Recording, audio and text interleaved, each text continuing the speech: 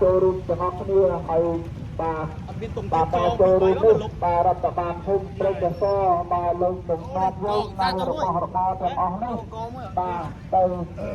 ផ្ដល់ដល់កូនទ័ពក៏ដូចជាជនទូស័ព្ទខ្មែរយើងដល់អញ្ចឹងយើងបានកូនទ័ពយើងអត់បានបាទហូបចុកអីបានបងនោះបាទហើយប្រជាពលរដ្ឋបានដឹងបាទបានឃើញទៅតាមបណ្ដាញសង្គមបាទដែលគេបង្ហាញបាទមកទស្សនវិជ្ជាហាក់ដូចជាខ្លះទៅក៏បាទឈឺចាប់យ៉ាងខ្លាំងបាទឈឺចាប់ណាស់បាទឈឺចាប់ណាស់យើងបាទយើងប្រជាពលរដ្ឋយើងបាទមិនចង់ទេបាទសង្គ្រាមយើងឆ្លងហើយលើហើយកន្លងមកទៅសង្គ្រាមហើយឲ្យបាត់បង់បាទទឹកដីសង្គ្រាមប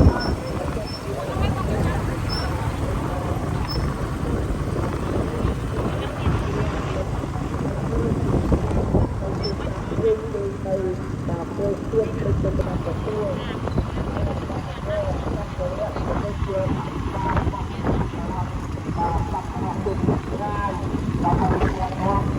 លើជិះឆ្លុះត្រង់ដែលយុទ្ធជាបរិបទយើងដែលបដិអីចុះបាទគឺអានគូបាទគាត់គឺពុទ្ធរបស់កងទ័ពយើងទៅទៀតបាទវិទ្យាកងទ័ពយើងទៅទៀតហើយក្នុងនោះយើងต้องឲ្យថាកងទ័ពយើងសប្តាហ៍ទោះបីជាមានជំនួបមានបាយមានចម្លហូបគ្រប់គ្រាន់យ៉ាងណាតែយើងទេបាទតែគេមិនឲ្យយើងបានសុខបាទគេមិនឲ្យយើងបានស្រួលបាទគេមិនឲ្យយើងបានស្រួលទេបាទគេបង្ខំយើងចូលរួមក្នុងនោះក៏មានថវិកាមានសម្ភារៈអង្គក្តីមានបាទដូចជាមីស្រីត្រីខក្តីប្រហុកផ្អកឲ្យបានដោយសារតែក្រុមការងារនៅរដ្ឋបាលភូមិលោកនឹងតាមពំនាំនៅសម្ភារៈក៏ដូចជារបស់របរហ្នឹងទៅប្រគល់សម្រាប់ទៅចែកជូនដល់កងកម្លាំងក៏ដូចជាបាទប្រជាពលរដ្ឋដែលជាជនបាទបាទធូរណាស់ទៅទៅទៅណាចូលរួមបាទណាទៅណាបាទទឹកបាយបាទអត់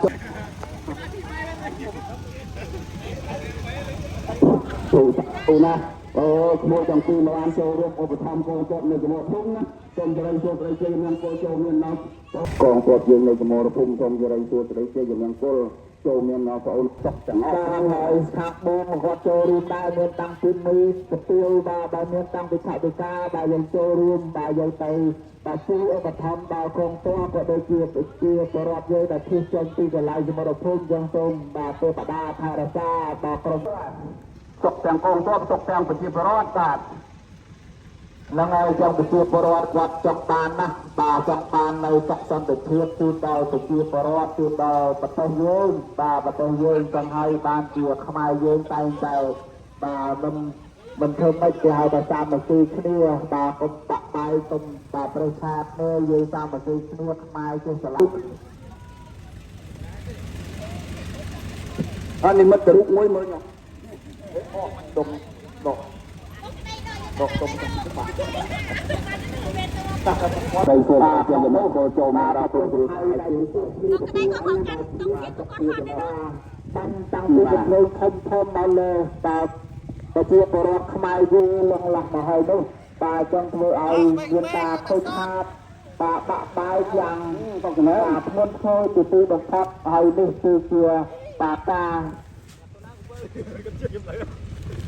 គឺចាប់យ៉ាងធ្ងន់ធ្ងរចំពោះប្រជាពលរដ្ឋអត់អីទៀតមកបាទសាធុដល់លោកគ្រូក៏បានសម្ភារៈមួយចំនួនធំដែរមកបាទកងទ័ពយើង